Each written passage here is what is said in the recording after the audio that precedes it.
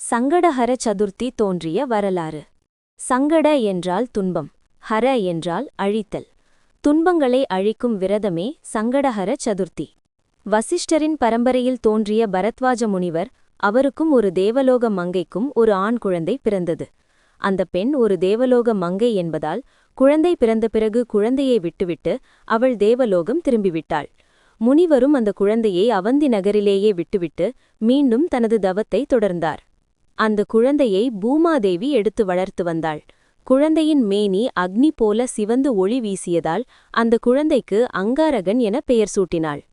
அந்த குழந்தைக்கு 7 வயது ஆனபோது பூமாதேவியிடம், எனது தந்தை யார் என்று தெரிந்து கொள்ள எனக்கு ஆசையாக உள்ளது, என்னை எனது தந்தையிடம் அழைத்துச் செல்லுங்கள் என்று கேட்டான். பூமாதேவி குழந்தையை பரத்வாஜ முனிவரிடம் அழைத்து சென்று, முனிவரே, இவன்தான் தங்களது மகன், இவனை நீங்கள் ஏற்றுக்கொள்ள வேண்டும் என்று வேண்டினாள். முனிவரும் தனது மகனை அகமகிழ்ந்து ஏற்றுக்கொண்டு பல கலைகளிலும் சிறந்த வல்லவனாக வளர்த்து வந்தார். முனிவரிடம் அங்காரகன், தந்தையே, இவ்வுலகிலுள்ள எல்லா கலைகளிலும் நான் சிறந்து விளங்க வேண்டும், அதற்கு நான் என்ன செய்ய வேண்டும் என்று கேட்டார். அதற்கு பரத்வாஜ முனிவர், நீ விநாயக பெருமானை நோக்கி தவம் செய்தால் சர்வ கலைகளிலும் வல்லவனாக திகழ்ந்து நீ நினைத்தது அனைத்தும் நிறைவேறும் என்று கூறி அதற்குரிய மந்திரங்களை உபதேசம் செய்து அனுப்பி வைத்தார். அவந்தி நகரை அடுத்த ஒரு காட்டில் தனது தவத்தை தொடங்கினான் அங்காரகன்.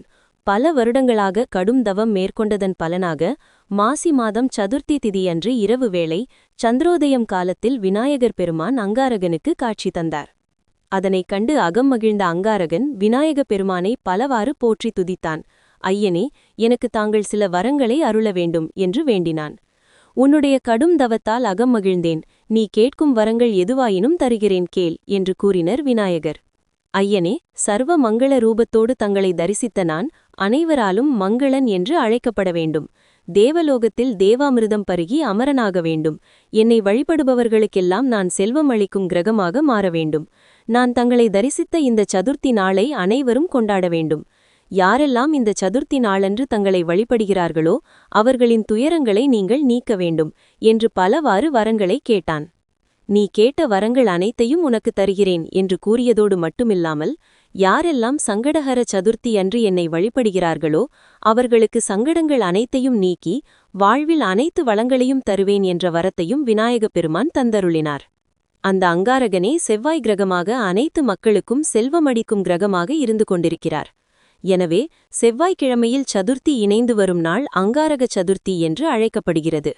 செவ்வாய் தோஷம் அல்லது அங்காரக தோஷம் உள்ளவர்கள் இந்த நாளில் விநாயகரை வழிபட்டால் தோஷத்தின் தாக்கம் குறையும். குடும்பத்தில் சுபிட்சத்தையும் மங்களத்தையும் கொண்டுவரும். காரிய சித்தி உண்டாகும். விநாயகர் காயத்ரி மந்திரம்.